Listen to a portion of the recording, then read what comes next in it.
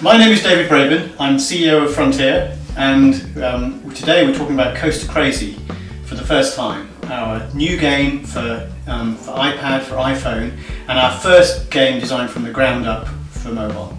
The aim of the game is to make the ultimate coasters, and the way that works is for each of the sort of levels of the game, you've got to satisfy various objectives, so there's a puzzle element to it. But what that's doing is that's sort of highlighting all the different aspects of the game that you can play, to satisfy different kinds of people. Getting all of the because a lot of physics-based content in there, in terms of the way it works, the G-forces, things called airtime, so that when you go over a loop, you feel yourself rise up in your seat.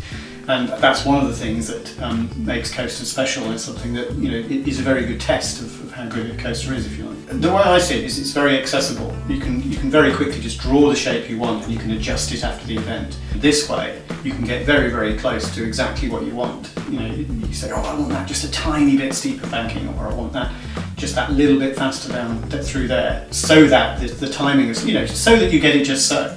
And you can do that now, and I think it's very, very rewarding. It's surprising how rewarding tinkering is, just to get that slightly higher score or that slightly better coaster, because of course now you can compare it with your friends, you can ride your friends' coasters and see how they compare to yours, see how they manage to get the extra 100 score, 1000 score or whatever that you're trying to get to be top of the leaderboard or whatever. I actually quite like the entertaining coasters, things where there's a lot of attention to detail, things like the Disneyland ones. I mean, I know they're very tame on the scale of things like Thunder Mountain, where you have all of the little things by the track to look at, and you can still see new things after you've ridden it for half a dozen times.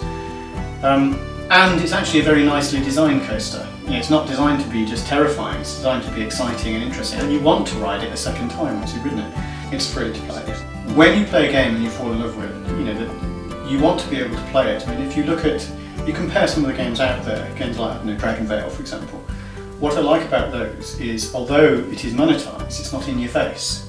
So there's a delicate balance, but ultimately, from the perspective of the developer, we need to make money from it. It's just doing it in a way which is the most comfortable for the user and happens at a time with the user where the user is happy to pay. I mean, I certainly am happy once I've got a lot out of a game.